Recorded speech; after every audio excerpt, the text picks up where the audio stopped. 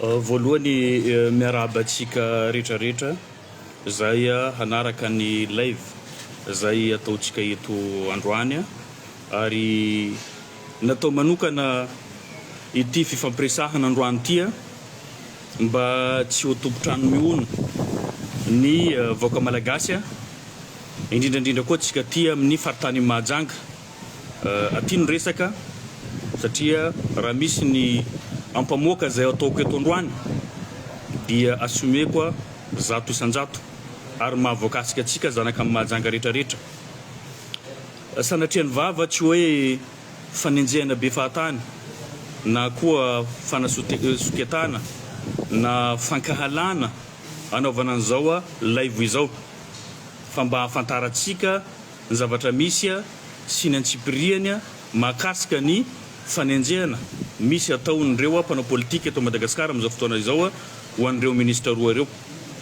zay mbola tsy nandraisako fanapahan-kevitra fa androany aho iresaka an'izay ary ampahafantarana le izy tokony hiala ao an-tsaintsika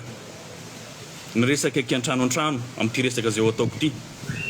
mba tsy hisy indray ny ilaza eto hoe tsika samy tanindrana io samy côtier io tsika samy zanaka Mahajanga io tsika samy sakalava io tsika samy musulman io mba tsy hisy teny an'izay fa aoka hapetraka amin'ny maha raharaham-pirenena azy ny resaka zay ataoko androany zay ataoko mahakasika an'ireo olona ireo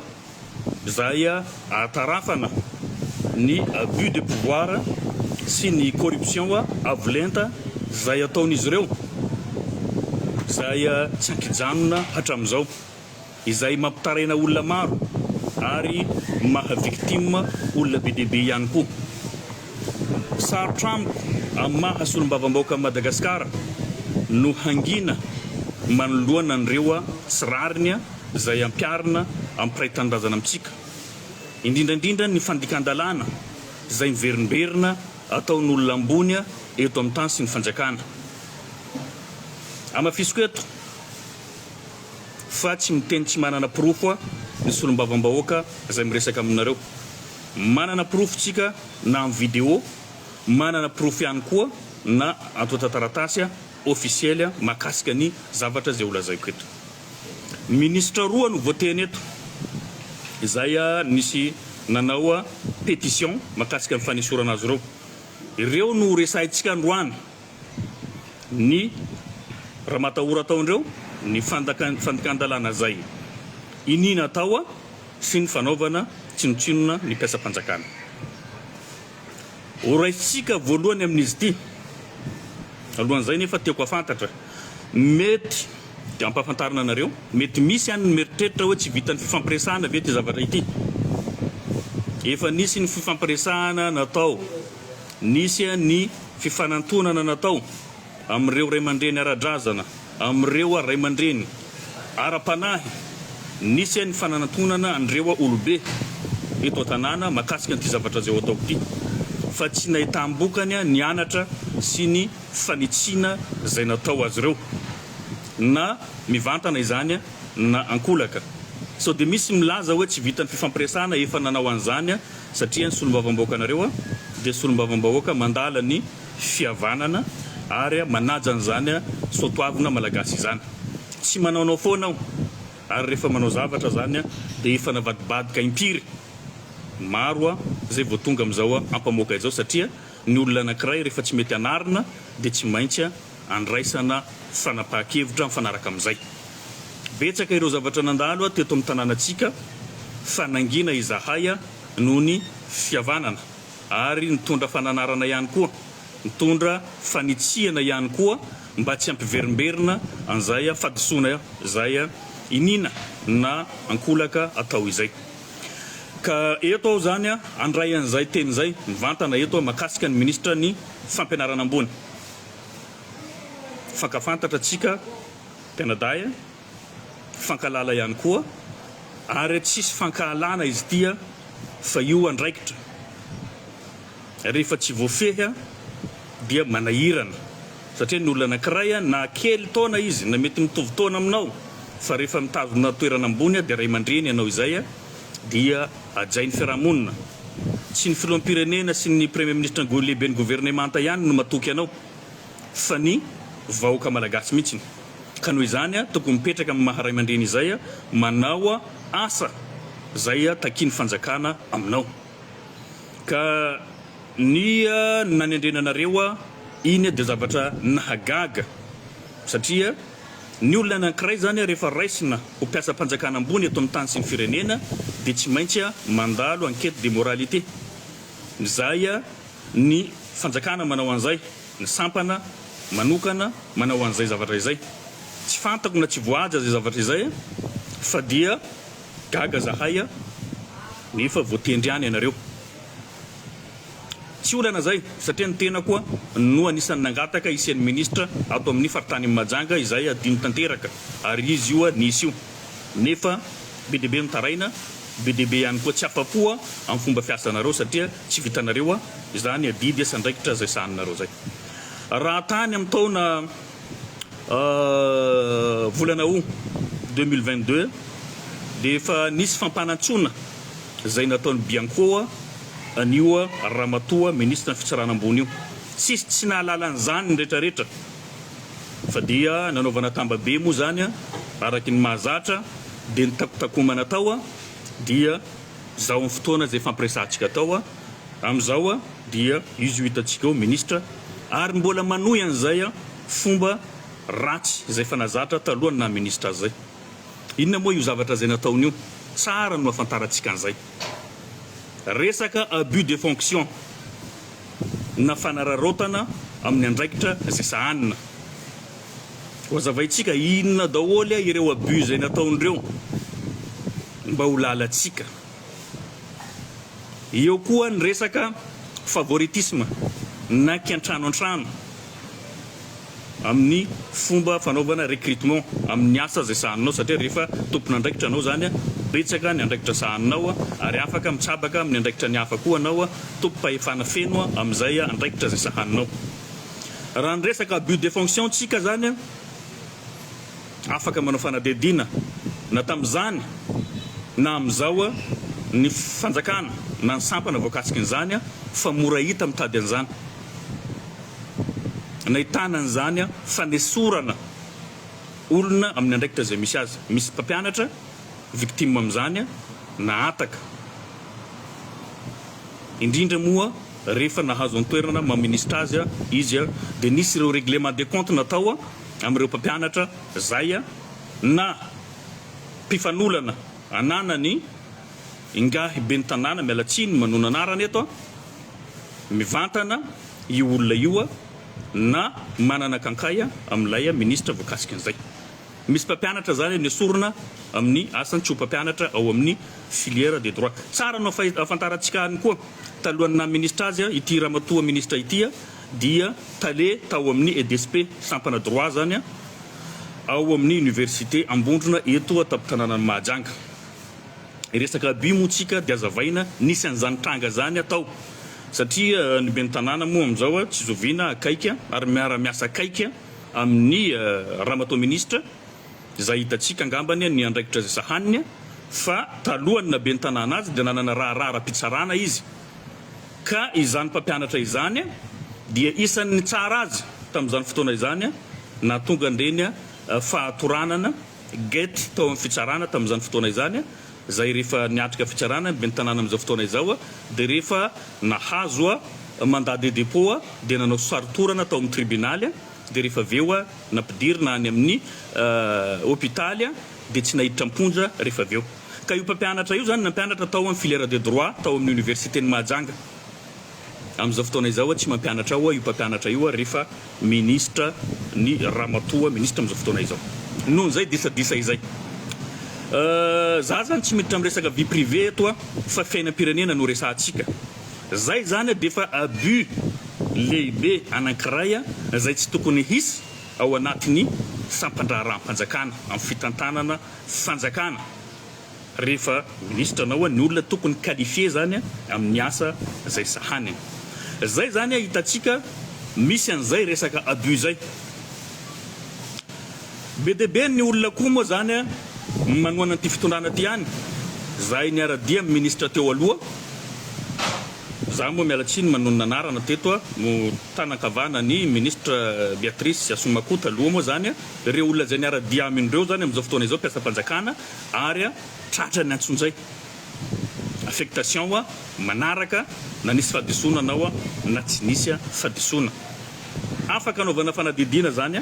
dia jerena hoe misy sa tsy misy izany tranga izany tsy vitany ao amin'ny départementa ihany misy azy ireo fa na amin'ny sehatra hafa ho an'olona zay tsy mitovy friana amindreo aloha nidirako amin'izay zany tiako ny mampafantatra amintsika fa ny ministra zany dia manatanteraka ny baiko apetraky ny filoham-pirenena zany hoe ny politika mpanjakana zany no ataonao fa tsy règlement de compte na mitsipaka ny baiko ny filoham-pirenena na ny politika ny filoham-pirenena fantatsika tsara ny problème zay mandalo amin'ny firenena affaire nationale amin'izao ny affaire-ny colonel Patrick Nandriamamonjy Patrick Nandriamamonjy no enjehana nisy nitory izy no nenjehana nefa rehefa tsy hita izy tsy tratra vadiny ny fianakaviam-badiny no nampidirina amponja ny filoham-pirenena tsika zany nanao intervention mivantana na dia tsara dalàna aza no ny atezerana dia tena nilaza izy za tsy manaiky raha ohatra ka ny olona zay tsy voakasiky ny raharaha mpanenjehana eo amin'ny fitsarana na amin'ny fanjakana no ampiarana sazy zany hoe raha ny colonel zany no nanao an'izay fahadisoana zay raha hoe aho dia tokony izy no enjehana no hiaran'ny lalàna fa tsy olona tsy ao anatin'izay misy an'izany tranga zany maro eto Mahajanga ary zay moa zany zavatra tena tsy ekeko amin'ny mahasolombavambahoaka zany hoe mahita ny pretendrazana mahita ny malagasy anaovana antso-dray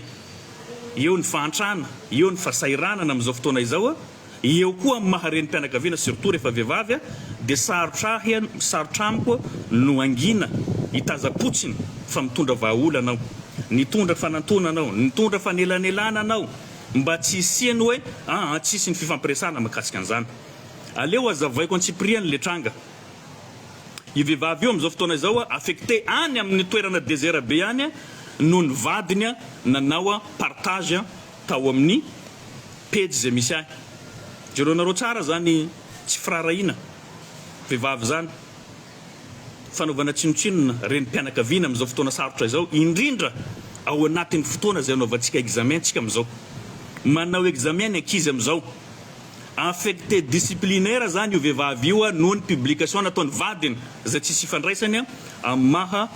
mpiasam-panjakana le vehivavy no mpiasam-panjakana fa ny lehilahy kosa dia olotsotra na assistant zany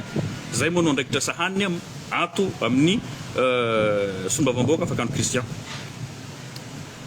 naffectena disciplinaire io vehivavy io tsisy fahadisoana fa dia nampiarina aminy zay zavatra izay noho ny tsy fitovoan-kevitra raha jerentsika raha atao banky tokana zany mitsipaka voaingana ny filoham-pirenena mbola tsy avy ray volana zay miteny ho an'olona rehetrarehetra indrindra nyreo ministra ireo zany tokony anatanteraka an'izay voalohany dia tsy painy zay fa mbola ataondreo zany io abus de fonction zay mahazatra andreo ka eto zany manaitra ihany ny vadiny filoham-pirenena zay miay andreo renireo vehivavy reo misy ireo mpiasam-panjakana hiaran-tsindry ary mitondra faisana no afitsoko ny ministra Ramatoa ministra ny fampianarana ambony io dia isany io ka zay no lazaiko teo partage rehefa ny andro latsinainy maraina zao amin'ny fito nanao publication mahakasika bulletin précoché zay nahalany ny ben'ny tanàna Mahajanga ananako amanjatony maro ireo bulletin précoché ireo tamin'ny fifidianana ben'ny tanàna farany teo dia nanao partage io olona io amin'ny publication zay nataoko dia ariva zany ny vadiny dia lasa naffectena disciplinaire hitanareo amin'izay tsy fananana fo rehefa nangataka io reny mpianakaviana io fa hoe mbola manao examen zanako fa mba mangataka ao amin'ny demande io nangataka demande zany nangataka zany izy hoe fanemorana ny fandehanana amonjy an'izay toerana iasany vaovao zay rehefa mba vita ny fanadinana amin'izao herinandro zay diavintsika zao tsy namaly taratasy ara-panjakana ny ministera ny fampianarana ambony fa tonga dia hoe tsy mahazo an'izany ianao hitatsika zany fa misy ny tsy fanajana ny antanatohatra mahakasika an'izay resaka administration izay inina tao zany le izy dia nandefa investigation zao fikarohana eo anivon'ny ministère ny fampianarana ambony dia nazava reo fa hoe tsisy afaka manajanona an'io raha tsy ministre ny fampianarana ambony manamafy an'izay zany mba tsy ilazana hoe mamorona ao nisany fampiresako tamin'ny ben'ny tanàna zay tanankavana ny ministre ny fampianarana ambony zay saika manaraka azy amin'ny toerana zay alehany rehetrarehetra dia resaka zay mirahalahy ary nisy ny fifanarahana zay ny lazako aminareo sao dia diso anareo hoe afakandro dia anisany mpanakorontana na tsy tia fihavanana na misetrasetra hitanareo tsara angambany nanaovan'ny ben'ny tanàna ny Mahajanga efa novonoy ny ben'ny tanàna io ny tenako fa tsy maty tamin'ny fotoana zay nanaovan'ny saritorana nitsipatsipaka tamin'ny tany zay mbola ho zavaintsika eo koa moa ny makasika an'izay reny zavatra regny tsy akitra mandehandefa tany olobeny raim-pianakaviana iny ary rehefa misy volo fotsy maro mihoatrahy angamba ny zokoko mandeha any amin'ny folo taona izy dia nefa navita an'ireny fihetsika reny tsy mandehandeha ho azy fa famonoana ahy satria raha nikasitanana azy ao zany dia efa tany atsy afahy amin'izao fotoana zay fampiresantsika fa za tsy nanao nininina nefa na izanona tsy zany nisy ny fanantonako ny ben'ny tanàna eo amin'ny andro folo angamba ny folo andro lasa zay fampiresaka zay mirahalahy dia nambarako izy tena nitsotra zao no nanana initiative ndresaka an'izany tamin'ny ben'ny tanàna tsy mampianatra ahy zany hoe aleo atsahatra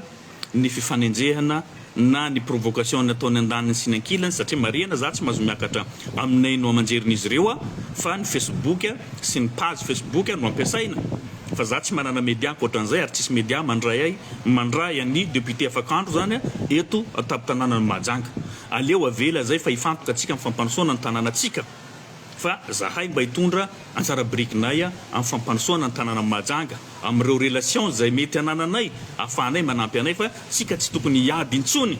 fa tokony fampanosoana no tokony atao dia mba hanaporofonana zany ajanona ny provocation rehetra dia hitanareo angamba ny reny afaka nanao interview tsara zao taminay nao manjery ny ben'ny tanàna voalohany zao tao anatin'ny telo taona dia nefa zay zavatra zay zany lasa hikorontana indray mandeha satria za tsy possible mihitsy ny anaiky ho an'ireo mpiasam-panjakana zay naovana antsonjay amin'ny toerana misy antsika indrindra manerana Madagasikara dia izay no nahatonga ahy zany ny ala tsiny ny ala nenina ny tady fomba rehetrarehetra natao zay ahafana mandamina andreo raharaha zay mampisaringotra ny ministre ny fampianarana ambony mba zavatra tsara no hisy eto Mahajanga zanaky Mahajanga tokony modely mahay mahay miara-monina mitsinjony vahoaka miasa tsara madio zany no zavatra ilainay kanefa tsy zay no zava-misy fa mifanohitra amin'izay ka eto zany dia mitondra ny alaheloko zany aho ary koa mitondra ny feon'ireo olona ireo zay tsaratra ny tsindra azo lena afitsoko ny zavatra atao ny ministre ny fampianarana ambony zay zany makasika an'ireo abus zay nanenjehany Bianco azy azonareo tsara nisy ny taloha nisy amin'izao ny taloha ho iaho tamin'ny 10 août 2022 zany fa nisy ny convocation tany amin'ny 2023 décembre 2023 zany nisy raha hafa koa izy ankoatran'izay fa zay moa zany tsy ho resaiko eto fa ny 2022 no ambarako anareo satria zay no nazavaiko nalefako tamin'ny titre teo ary hitanareo angambany izy igny teo dia ny resaka favoritisme inona moa no atao hoe favoritisme ny atao hoe favoritisme zany kiantrano antrano raha mbola taleny DSP izy io faculté de droit et des sciences politiques io zany dia efa natarafana zay resaka kiantrano antrano zay izy nitale ao ny havany rehetrarehetra no mpiasa ao izy mbola tsy ministre io rehefa nanokatra ny sampana EDSP izy any amin'ny faritra Sofia any Antsoy dia ny raha vaviny zany no nataony tale ao moa ve tsisy manam-pahaizana ao amin'ny région Sofia tsy misy olona raha misy manam-pahaizana maro ato amin'ny faritany Mahajanga dia avy any amin'ny région Sofia ny manam-pahaizana rehetrarehetra tsy maintsy hitanao ao feno satria reo betsaka reo mianatra ihany koa tsy zay ny zava-misy ao fa fianakaviany no tale ao ohatran'izay koa ty Mahajanga koa rehefa nommé ministre izy be dia be ireo professeur manam-pahaizana ao fa mampalahelo rehefa zay ny olona manana kankay amin'ny ben'ny tanàna moa zany a ialako tsy neto misy professeur za tsy hanonona ny anarany a tena mpiaradia akaiky ny ramatoa ministra tena namany akaiky moa zany mifampina manta sy masaka rehefa tonga ao moa zany ny ben'ny tanàna rehefa niara-miasa amin'ny ramatoa ministra ihany koa dia écarté zany eo io olona manampaizana anankiray be dia be ny professeur zay nge le resaka favoritisme anaka an-trano olona tsy ala hotera no ataonao talia ao majanga satria anadainao zandrinao zay zavatra zay zany a tsy mety zay a enjehiny lalàna zay le lazako aminareo hoe tsy hoe za ory avamanana hoe fianakaviany ihany no recruteny eo fa apetraka amin'ny fanontaniana hoe tsisy olona mahay ve atao anatin'ny faritany majanga raha tsy fianakavianao irery ihany miala tsiny amin'ny fianakavianao raha rahampirenena ny resaka eto fa tsy hoe tsy fitiavako anareo raha resaka tsy fitiavana izy tsy mitombona satria ny fiaviana raikitsika ary mifankalala ihany koa fa zay zavatra zay no manimba nyty firenetsika ty dia olona ao anaty tranonareo ihany ve no mendrika recrutena amin'io départementa io zay zavatra zay zany apetrako ho fantatra anareo ho fantapoko ho fantam-pirenena fa tsy mety tsy mampandroso an'ity firenena ty satria misy olo na tsy ala hotera izy na tsy mérité amin'ny poste anankiray fa rehefa fianakaviana na karazana anankiray na fifoko anankiray na fivavahana anankiray dia tsy maintsy ho raisinao ho mpiasa-panjakana raikitra zany zavatra zany hita ao amin'ny ministère amin'ny finance publique hitanao zany amin'ny ministère rehetrarehetra reo an'olona tompona andraikitra fa tokony ravaina amin'ity firenena ty ary tokony ampitoviana ny zaza malagasy rehetra fa tsy misy asiana tombony ary sy asany zany atao tsinotsinona hitatsika amin'izay misy ny abus misy ny favoritisme zay no nanenjeha ny fanjakana azy ka eto ao manaitra ny premier ministre lehibe ny gouvernementa amin'ireo abus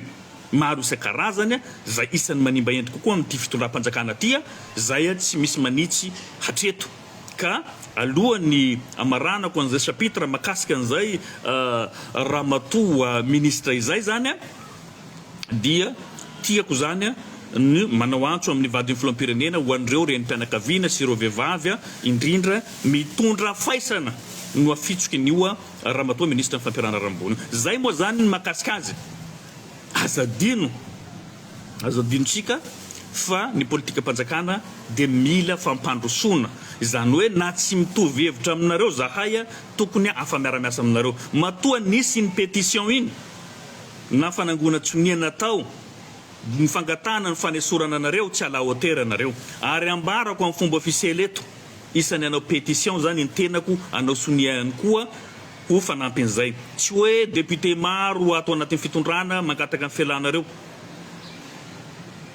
dia hoe zany niditrano koa efa fantako ianareo zany fa tsy ala hotera n'izay toerana zay satria tsy afaka mamaly ny filany firenena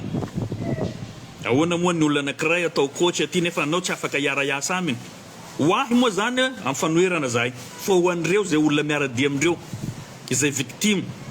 sasany tratrany affectation nefa manoana fitondrana ho an'ireo député maro zay voasakana ireo mpiasa-panjakana zay mahazo menasy zany rehetra izany dia atarafanao an'izay fomba fiasa zay tsy mety zay ka izay makasika an'igny tsy fantatra anareo zay zavatra zay tsy maintsy ho publieko hoe atao antotaratasy makasika ny fanenjehana teo anivon'ny bianco ampahafantariko anareo zay misy an'izay taratasy zay zany tsika mahafantatra an'izay ireo afera zay anenjehana azy amin'izao fotoana izao ampahafantarina atsika fa tsy zavatra fironona zany fa zavatra iainana sy misy ny faharoa za tsy dia valampatrafiry fa kosa tsy maintsy ambarako ihany mety gaga zany hoe inona moa ty zavatra ty ny olona rehefa tsy afaka miresaka aminao zany mikatso zany ny fiarah-miasa mikatso zany ny fampandrosoana amin'ny faritra anankiray mbola misy afaka milaza ve eto tsy misy an'izay resaka abus zay ataon'ireo mpitondra ireo mahafantatra an'izany ireo mpiasa-panjakanareo ohatra amin'izany raha ohatra ka iresaka ao makasika ny fomba nisamboranahy izy moa no nanome baiko ireo ministre roa reo ny ministre coach ato amin'ny région boiny tsy ara-dalàna ny fomba nisamboranahy tamin'iny élection iny solombavambahoaka manana immunité parlementaire ary ao anatin'ny session zay tsy azo samborana ny solombavambahoaka raha tsy manao zavatra flagrant délit na tratrambody omby inona moa ny zavatra nataoko fa zaho ny provoquena olona anankiray candidat dia izy ny tsipatsipaka ao dia avy hatrany ny sampotra ny ireo force tamin'izany fotoana izany na tonga ay voasambotra tsara dalàna zany izy ary no nanome baiko filoham-pirenena ve ny premier ministre ve non tsy marina zany ministre zany nanomeny io ary ministre zay olazay koa ministre en sport izy no nanome baiko andreo lehibeny mpitandro filaminana teto fa tsy maintsy samborina afakandro fa maninona afakandro tsy samborinareo inona ny atahoranareo ny afakandro maheno zao manan-tsofina zao ianareo samby anareo ihany no mitatitra an'izany amiko aty mahalala an'izany aho ahoana moa ny mpiasa-panjakana terenao anao tsy mety mahazo point anao amin'ireo lehibenao reo fa kosa image ratsy zany ho amin'ny firenetsika satria mila fitoniana ny firenena mila fahaizana mitondra ny firenena fa ny olona zay corrompua ny olona zay tia manao abia mietraketraka tsy tokony homena fanjakana satria rehefa mahazo fanjakana dia zao hitanareo amin'izay ngamba ny hitataratra amin'izay fa misy anitsindry atao amin'ireo mpiasa-panjakanareo sy ny fampitahorana affectation ho an'izay tsy manaraka baiko ray zay inona koa moa ny endriky ny abus mihoatra an'izany isaky ny ministre tonga zany tsy maintsy tonga eo reo lehibe ny force za aloha tsy nahita fa raha diso aho hitsinareo hoe ny général manatitra ministre isaky ny ministre tonga eto ny reo généraux reo na police na ny gendarmerie na ny miaramila tsy maintsy manatitra azy gaga sy talanjonao raha nahita an'izay raha zay hoe fa pouvoir ohatra ny ahoana no afahany ministre zany aterina ireo olona ambony ireo sanandro rehefa mivezivezy aty abus daholo zany zay tsy mety matory ao napetraka ambony tsy tokony andeha hivezivezy anavitra anao any isaky ny anao tonga eto ray zay ny faharoa ankoatran'izay tsy dia hidirako moa fa hitantsika ihany dia na andeha anety volo ve anao rangaha dia andrasany amoregy amin'ny quartier zay misy anao amin'ny tanàna zay misy anao zaho eto mandeha tsary nisy garde du corps na ray mbola mandeha foana amin'ny toerana rehetrarehetra zay andehanako nefa zaho olomba fidy manana droit amin'izay fa tsy manao an'izay fa ny tena lehibe amin'izy ireo dia zao so dia gaga nareo inona koa moa tonga avy any afakandro amin'izay fa mba te ilazako fotsiny hoe misy abus zay ataony io ministre io mialatsiny miresaka an'izay fa zavatra tena niainana vao 3 andro zay angambany fa manana vidéo tsika makasika an'io ary tsy maintsy ho ampahafantarina antsika ho asiako vidéo maneho an'io etraketraka ataon'ireo olona zay miaradia amin'ireo ministre zay olazaiko eto olona fiarovana olona malfaiteur fiarovana olona enjehiny fanjakana dia hitsanganandreo mitsanganareo ary mirahinareo miaro any olona zay navanona loza io tsy nanao fa adisona eo anatrehan'ny lalàna io zany zavatra tsy fatao ny olona manimbazimba ny andrim-panjakana ny olona manimbazimba ny solombavambahoaka olomba fidy tsy zaho ako azava le zavatra sao dia ataonareo hoe za mahazaka zay zavatra ataonareo fa ny olona tsy mitovy dia nisy fitoriana natao nisy ny recherche nataony gendarmerie pirenena dia rehefa nisy ny andirecta natao moa zany ny baribary le olona tadiavy ny fanjakana zany hita amin'io andirecta io dia ny sambory ny gendarmerie pirenena dia rehefa voasambotra io olona io dia niarantsangana ireo autorité zany lazaiko tao robe ny tanàna ministre sy ireo olona zay mpandika lalàna amin'ny tanàna ty tsy azo atao ninninona niarantsangana niaro any olona io fa hoe ho aterina any raha pitso mandraka ty androany tsy hita io olona io ny tena loza dia zao tsy menatra mihitsy ny andriamatoa ministre manome baiko ny mpitandro filaminana fa aza samborina io olona io azadino fa solombavambahoaka no miatrika teo akaikinao ary namaly tsotra zao matoa ny olona anankiray samborina nisy fahadisoana vitany za ve présent io dia tsy mba matahotra anao hoe hiaro olona mpandika lalàna olona zay mpanompa olona fantatra nefa nareo mampikarama olona manompa olona dia arovanareo ankitsirano zao dia ny tena mampalahelo amin'le izy mivoaka kalamanjana le olo hoe mbola tsy teraka ny olona zay isambotra amin'ny tanàna mahajanga teto ninninona nataonareo misy vidéo zany zavatra izany ka ho aseho antsika mba ho hitatsika fa misy an'izay fanakaramana olona sy fiarovana olona mavita heloka amin'ity tanàna ty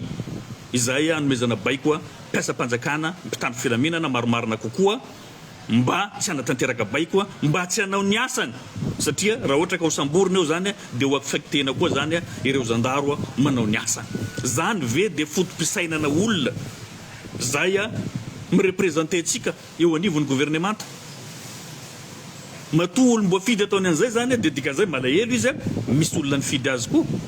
ireo fianakaviana zay voakasiky ny eritreritra zay ataondreo nefa nareo miaro fa hoe tanàna ray hoe fiaviana ray zay zavatra zay no ahitsiko tsy mety zay Andriamatoa ministra tsy mety zay atolory io olona zay narovanareo eny anivon'ny gendarmerie pirenena fa azarovana tsy mety zay teo zao nahita maso nahita an'le vidéo teo koa zany ianareo zay manome baiko andreo mpitandro filamenana ambony ireo mpitondra ambony mba anatanteraka ny baiko zay ataonareo zay zany zavatra misy tia mahajanga tsireo nareo an'izay na io ministra vehivavy io na io ministra lehilahy io tsy mitondra faisana ireo olon-dehibe ireo olona rehetrarehetra zay tokony hitondra anjara birikiny amin'ny fampandrosoana amin'ny faritany majanga fa zay ny eritreritra hanana ministra hamaolana hanana ministra afaka irepresente anay hitondra fampandrosoana tia fanohitra amin'izay zavatra misy ny fanjakana foibe fa tsy mavaolana ireo zay ao anatin'ny gouvernemanta avy aty mbola manampy fahasahiranana hafa ka betsaka moa no niteny ahy nananatra hoe ajanony azatao atsika samby côtier io atsika samby musulman io atsika lazaiko aminareo za tsy ohatran'izany ambarako anareo za tsy ohatran'izany ny raharam-pirenena tompoka tsisy resaka finoana tsisy resaka fiaviana fa reto no resahana androany dia hoeninareo zany izy amin'ny fotoana zay fampiresantsika zao tsy fanenjehana io fa misy zavatra tsy mety eto amin'ny firenena eto mila itsy natara anty en direct zay nataontsika ty alohan'ny amaranako azy dia ny menasy nanaovana be dia be ny olona miantso be dia be ny olona mandefa message hoe tokony ajanona io zavatra ataonao io fa tsy mety ovahana daholo reo olana mandalo eto mahajanga fa raha tsy zany any amoronana dossier anao afakandro afakandro zany rehefa anao anio ampamoaka eo amoronana dossier dia bon inona ary ny dossier fironinareo any afakandro raha ohatra ka zany nizaka nanontany eo zany dia ianao ne namono omby 50 omby vavy bon namono omby bon nambarako andreo alohany nanao ny direct aty zany aho mahafantatra inona zavatra tokony ataoko fa valiko fotsiny izy mba ho fantatra anareo so dia andehanana corruption hafa koa nareo amin'ny préfecture sy ny tanantoratra zay andehananareo afakandro kristian tsy manana omby anankiray ary tsy nividy na omby anankiray fa afakandro kristian de collecteur de dons mandray fanomezana mandray fanampiana dia mizara ny olona manana an'izay projet zay no manome ahya kolia dia afakandro mizara mivoaka amin'ny mahajanga zay no mba vitako amin'ny masolom-bavam-bahoaka fa tsy mpividy omby afakandro ary tsy mpamono omby aoka zava aminareo zay nametraka an'izay menasy zay hoe amoronana dossier makasika ny famonoana omby vavy afakandro kristian valiko regny fanakaramana ndregny facebookera sy compte fake amin'izao aoka zava zay ny omby anankiray rehefa vidina dia mahazo autorisation na taratasy atao hoe FIB io dia ny tsy ny département anankiray zany no manomeny io fa ny fikambanany vétérinaire ny gendarmerie dia ny délégué koa délégué mpanjakana zay mandefa an'izay taratasy ny FIB zay certifié ndreo fa omby azo vonoana tsy za tsy miditra amin'izay na misy ny omby vavy zany certifié ndreo zany mazava ho azy mety efa tsy miteraka izay na atao hoe tamana afakandro dia mandray betsaka ny olona manome omby ahy ty zarao député ty zarao président mahazo ondry aho mahazo omby aho dia zaraiko amin'ny vahoaka ny mahajanga musulman non musulman dia samby mahazo an'izay fanomezana zay fa tsy hanavahana io omeko ny rehetrarehetra ao anatin'izay fatokisana zay efa misy amantonany maro no nazahoanaovako an'izay asa zay 15 taona zao manao an'izay collecteur de dons zay na avy any ivelany zany na avy eto an-toerana zaraiko amin'ny vahoaka amin'ny mahajanga zay no afantarana azy fa raha hoe resaka menasy no atao ahy makasika an'izay zaho tsy misitrika amin'izany ary lazaiko aminareo tsy miverina amin'ny zavatra ataoko izy io tanteraka soamantsara ny direct nataontsika na dia teo reo menasy zay nataonareo ary efa nataonareo mialohany zao zavatra nataoko zao sy ny publication rehetra zay nataonareo fa hamarinonareo rectifionareo tsara ny publication atao raha mahita omby ray ny vonoiny afakandro anareo dia onerako 1 milliard zay omby anankiray zay fa ondry no namonoako ary vitsivitsy eo amin'ny 15 angambany no avy amin'ny député afakandro ka aza ho sorapotaka ny aty fa tsy corrompu mitovy aminareo fa mahafantatra ny ataoko aho ireo androm-panjakanareo voafaritra amin'ny resaka famonoana sy fividianana omby. Tsy manambola an'izany aho fa ny relation nataoko mitady andreo vahiny maro isan-karazany ho avy aty Madagasikara ho raisina ny zavatra zay omendreo ny fanampiana zaraina amintsika satria mijaly tsika henatra zany ny firenena sahirana ny olona tsy mihinan-kena anatin'ny taona ray reo tambanivolo reo tsy mihinan-kena raha tsy indray mandeha ihany tsy mahavoavidy an'izany reo aiza koa ma 80 000 francs zany 90 000 francs ny kilony hena tsy mahavoavidy an'izany ary eto zany ilazako anareo zay miteny hoe mamono biby ny musulman azavaiko aminareo ny indray mandeha isan-taona ny mpino silamo no mamono an'io dikan'izay tsisy fiantraikana amin'ny hena sy ny omby eto Madagasikara fa aza soketana ny finoana fa io afaka manao anao na afaka tsy manao zany omby ataotsika omby 500 na 700 na 1000 vonoina anatin'ny andro raiky zany tsy problème zany efa kolotsain'ny malagasy mihinan-kena mba fantatrareo moa nareo zay manome tsikera reo firy ny omby vonoina ao Antananarivo ao isan'andro tsy latsaky ny 400 tête de bovidé vonoina ao Antananarivo isan'andro 400 nefa vonoiny musulman zany eto Mahajanga tsy mihoatra ny 500 isan-taona zany hoe andro ray fotsiny zany defa mahasolo an'ivo vaoaka ny Tananarivo renivohitra ny resaka eto fa tsy firenena malagasy indray manontolo firy ny omby vonoitsika eto Madagasikara fa maninona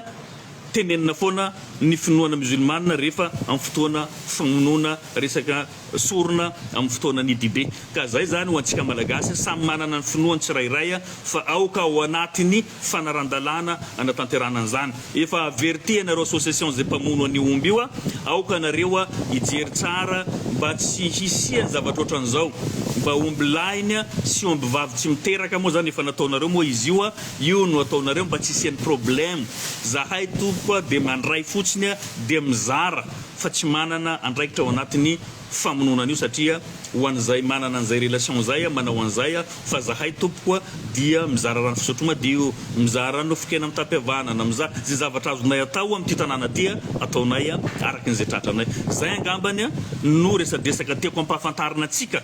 ary eto moa zao mananatra anareo foana ho anareo roa dahy azy takasiky n'ity zavatra ty hoe aza atao fataony miaro zavatra tsy mety ajanonareo ny fanenjehana olona ajanonareo ny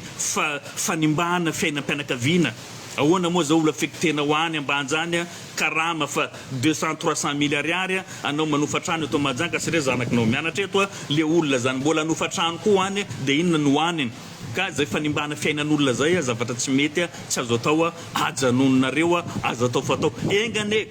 io olona zay naffectenareo faran'olona affectenareo sy ampitahorinareo amin'ity tanàna Mahajanga ty eto makasitraka tompoko lahy makatelina tompoko vavy